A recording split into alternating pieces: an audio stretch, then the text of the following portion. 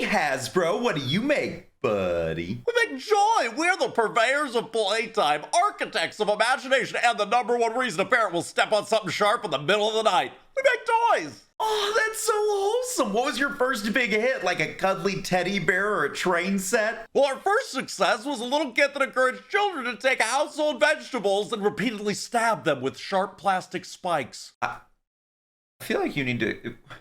What? Mr. Potato Head, the original 1952 version was just a box of parts. Ears, eyes, a nose, little mustache. We provided the stabby implements of facial creation, and the child provided the starchy canvas. And the canvas was a real potato? A real potato, or a beet, or a cucumber, or just really whatever vaguely head-shaped produce their parents had lying around unsupervised. This sounds like how we ended up with a lot of serial killers in the 60s and 70s. And also, gross. It taught valuable lessons like the fleeting existence of beauty as your friend slowly rotted on your dresser, or the basics of microbiology as mold formed around his jaunty plastic hat. We really were ahead of our time in STEM education. So you were selling shivs for potatoes? Why did you stop? Ugh, the government, always ruining the fun. New safety regulations in the 60s meant we couldn't just sell sharp-pointed objects to children anymore. What? And the parents complained that the rotting vegetables was attracting rats. So, in 1964, we were forced to make an entire plastic potato body for him. It was a dark day for creative freedom. Okay, so after you were forced to make your toys less of a biohazard, what came next? We noticed a glaring inefficiency in the market. 50% of children were being completely ignored by the doll industry. You mean boys? Exactly! So we decided to make a doll for boys. A soldier, a hero, the ultimate American fighting man. We call him G.I. Joe. Ah, classic toy, and 2 terrible movies. But there was a problem. We couldn't call it a doll. The focus groups were a disaster. Little boys in the 60s would rather play with a rotting potato than a doll. Yeah, and the government said, please stop stabbing vegetables, so what did you do? We invented a new term. We summoned all of our marketing wizards, performed the black magic ritual to create a new brand, and birthed a new phrase into the world. Action figure. Great, you were the dude wipes for toys. It was a masterstroke of semantic engineering. It's not a doll. It's a fully posable fighting man that's 12 inches, like every man should be. What the f***? He also doesn't come with outfits. He comes with combat gear. He doesn't live in a dream house. He lives in a forward operating base. We even gave him a cool scar so that no one could ever question his masculinity. And the Kung Fu grip? Oh, a technological marvel that allowed him to kind of hold his rifle so long as he wasn't, moved or a window was open and a strong gust of wind could knock him over. Okay, thanks for showing the power of words and the lack of power in the human brain. Then came the 80s cartoon, right? Ah, yeah, the 30-minute commercials. It was a golden age. We had to create a show where our heroes, the Joes, fought the forces of Cobra. There was a catch. The Broadcasting Standards and Practices people said that we couldn't have anyone, die. You made a war cartoon where nobody dies? Yeah, again, the government ruining childhood dreams. Of death? Okay, here's how it went. Cobra would fire thousands of red laser blasts, and the Joes would fire thousands of blue laser blasts, and not a single one would ever hit a person. Ever. They'd hit a tank, a plane, a tree, never a person. I made the stormtroopers look awesome. Okay, I'm no expert, but if you shoot down an enemy plane or blow up an enemy tank, they're for sure dead. This isn't Schrodinger's enemy combatant. No, because we'd always show the pilot parachuting to safety. We had Cobra pilots ejecting from helicopters 10 feet off the ground. I have a physics question. Ha, shut up. No, you don't. Cobra Commander's tank would explode. You just see him and a trooper crawling out of the wreckage coughing. We pioneered the art of non-lethal warfare. Our main goal wasn't to win the war. It was to sell Sky Striker jets and the USS Flag aircraft carrier, which was 7.5 feet long and cost more than most people's first car. Wait, your main goal wasn't to ever have anybody win the war, but just keep it going forever for profit? Oh, I've read 1984. Oh, great book. Glad they got that rebellious Winston Smith at the end. Dude, over 75-year-old spoilers? Come on.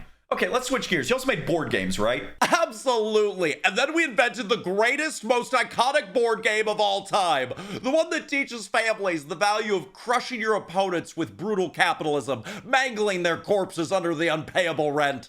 Monopoly. You invented Monopoly? Wow. We'd like you to think that.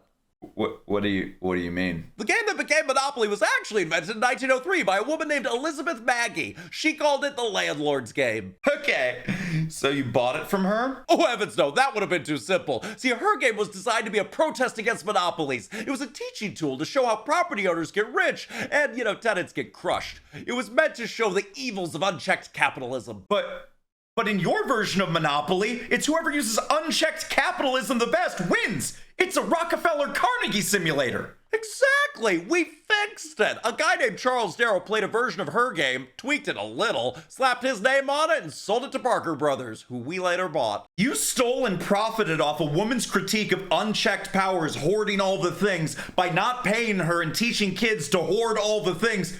Dude, this is like when the Wall Street movie made a whole bunch of finance bros. We like to think we optimize the message. I mean, how can we have a successful game where everyone lives peacefully next to each other and cares about their neighbors? Stardew Valley! Ignoring that, the kids want to have a brief moment of superiority over their parents by financially crushing them. We taught generations of children the joy of financial domination, and I'm sure that's never gone wrong when the kids need to take care of their elderly parents. You're welcome, society. Oh my gosh, I think I need a drink. Okay, let's talk about the 80s again. Robots, big transforming robots. Oh yeah, Transformers, robots in disguise, sometimes with Shia LaBeouf. Such a cool original concept. Oh, you sweet, sweet summer child. Original? No. We found them in Japan. There was a toy line called Diaclone. They were just car robots. They had a driver, they turned into a robot. That was it. No personality, no story. Yes, humans were the problem. There's never been stories around that concept.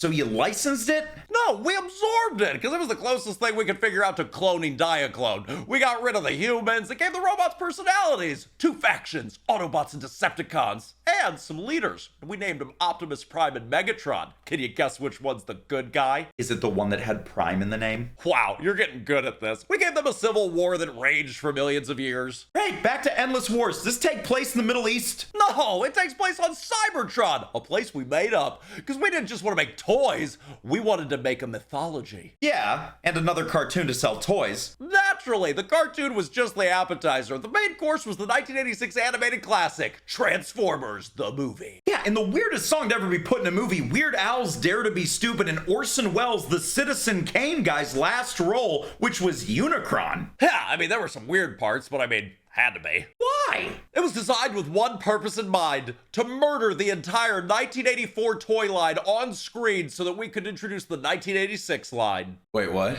Yeah, don't you remember the first 20 minutes of the movie? We systematically executed all our previous main characters. Prowl, shot in the chest, smoke pouring out of his mouth. Iron-Eyed, blasted in the face point blank by Megatron. Brawn, Ratchet, Wheeljack, oh god, it was a child-friendly version of the opening scene of Saving Private Ryan. But Optimus Prime? Ah, yes, my favorite death. A heroic sacrifice. He turns gray and the light fades out of his eyes. We maybe lingered on his dead, colorless corpse for a little too long. Okay, did you make toys for kids or hate kids? Ha! Why not both? But you know what did comfort all those crying children? When their parents bought them a new Hot Rod or Ultra Magnus to make them feel better. Oh my gosh. It worked perfectly. We killed their heroes to make room on the shelves for less developed and loved newer heroes. We would have Starscream, one of our most popular characters, get turned to dust by Galvatron.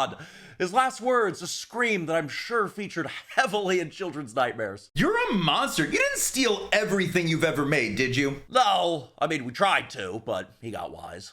What? Lonnie Johnson, the NASA engineer who worked on the Mariner Mark II spacecraft, developed the Galileo mission to Jupiter's nuclear power source and the stealth bomber program. What the hell did he make for you? The Super Soaker. He didn't make it for us, though. He started it, then sold it to Laramie, and then we bought Laramie. He did tweak a design for us, though, which became the N-Strike Nerf product line. And you tried to scam that guy? Yeah, in hindsight, not a great idea to try to scam the guy who Popular Mechanics listed as having one of the top 10 inventions of 2009, holds over 250 patents, was awarded the Air Force Achievement and Commendation Medal, multiple NASA awards, is in the state of Alabama's Engineering Hall of Fame, and in 2022 joined the National Inventors Hall of Fame. What did you do? We weren't paying him all his royalties. He found out and then sued us. We had to pay him $73 million. You thought one of the smartest guys on Earth couldn't do math? No, we knew he could. We just hoped he was busy. Idiot. Surely not everything you touch turned into psychological warfare. I mean, My Little Pony. You can't corrupt magical ponies. Oh, the 80s version was pure sugary innocence. Little pastel ponies who live in a valley and have tea parties. Very safe, very predictable.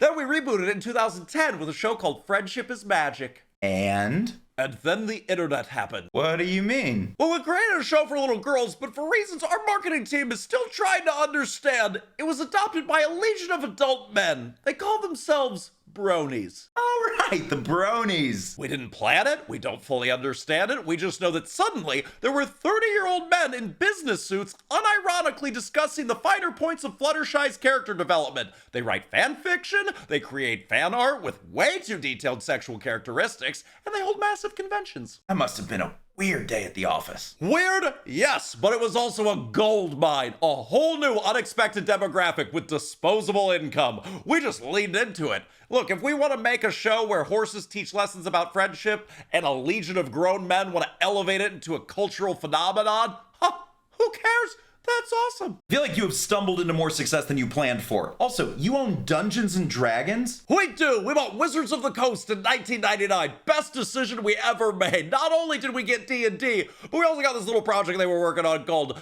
Magic the Gathering. Oh, I can feel the comments already. Okay, let's start with D&D. Didn't that cause like a huge issue in the 1980s, the Satanic Panic? Oh, it was glorious. We couldn't have paid for better publicity. Somehow a game for nerdy kids had preachers on television claiming that our game of rolling dice and pretending to be an elf was a direct pipeline to hell. Their moms warned them to stay away because they thought we were teaching them actual spells.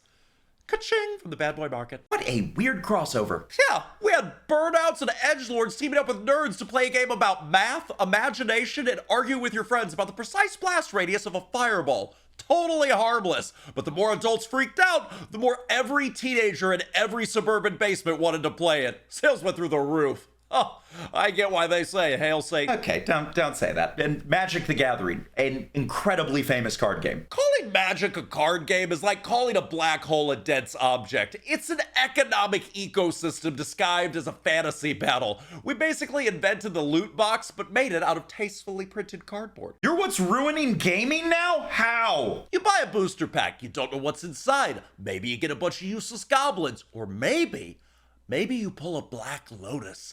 A single piece of cardboard that at one point was worth more than a new car or house. I could pull a house out of a pack? Yeah, feel that potential? We sell the thrill of the chase. It's a finely tuned system for converting a player's allowance directly into our quarterly earnings report. Wait, this is gambling. You're running a pretty cardboard-based lottery. We prefer the term a collectible-based chance system. It's much friendlier. Didn't you also almost destroy the D&D community recently? What's the OGL controversy? A slight miscalculation, like casting Fireball indoors. See, for over 20 years, we had this thing called an open game license. It let third-party creators make their own D&D compatible books and adventures.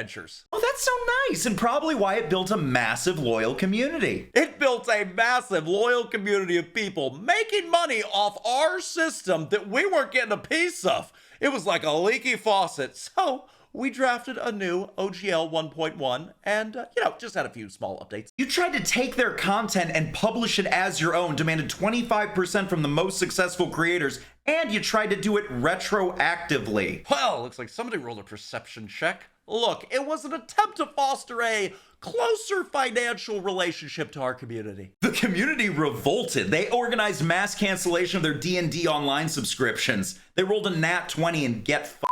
Yeah, who would have thought that a nerdy community of improvisers and storytellers who defeat tyranny as chaotically as possible in groups in the game would have the ability to send a message in mass? You don't hear you, do you? No, so we did what any benevolent, listening corporation would do.